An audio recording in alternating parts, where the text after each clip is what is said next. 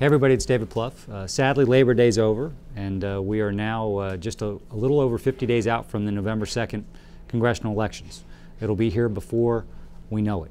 Now, the Republicans in Congress are already measuring the drapes. They're convinced that they're going to win back the House and Senate and just about every major governor's race. And there's no doubt we face some tough political headwinds out there. But with your help, we can do a lot better than the pundits and the so-called political experts believe.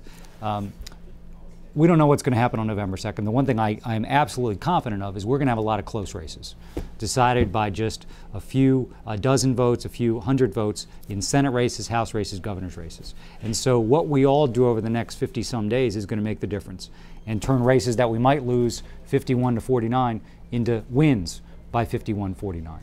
So by November 2nd, we have a very audacious goal, and we are trying to reach through OFA 15 million voters in this country. And this is going to make all the difference in the world. We're going to have a lot of races decided by just a sliver of votes. And the work you do can make the difference.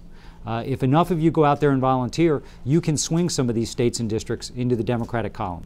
There are a lot of competitive races out there. There's going to be at least 70 House races in play, about 15 competitive Senate races, a couple dozen tough gubernatorial races, and obviously there's a lot of local races. Now, in 2008 in the presidential campaign, we often would focus on one state as just an example for you of how all your work was going to make a difference. Today I'm going to focus on Pennsylvania, a big battleground from 2008. Pennsylvania has, like most states in the country, a lot of competitive races. In Pennsylvania, we have a very important Senate race. Our candidate, Joe Sept, is running a great race, is essentially in a dead heat. We've got a very important governor's race to replace Governor Rendell. Our candidate, Dan Honorato, from the western part of the state, has a real chance to win that race if we can create the kind of turnout we need. And we've got House races all across the state that could help determine whether we retain control of the House or not.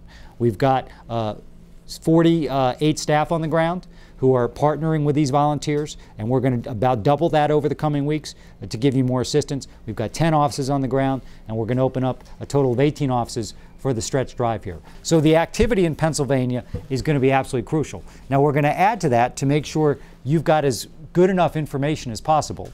Our targeting team, we have a great targeting team who's focusing on understanding which voters we can persuade, which voters we need to really work on turnout. Whether it's the Senate race, the governor's race, the House races, there's real understanding of how to use your time most valuably. So you're only out there talking to people that we think either are as a prime persuasion target that we can convince them to vote and they're undecided, or Democrats who are saying right now they're not likely to vote. And that's what we really need to focus on. And our data is very clear on this. What is the most likely reason someone who says they're not likely to vote decides to vote? It's because one of you talks to them. That human conversation, and they pledged you that they're going to vote. That's the best way we can get someone who's on the fence about voting to vote. If you've got the ability to give a little bit more money to this effort, please do so.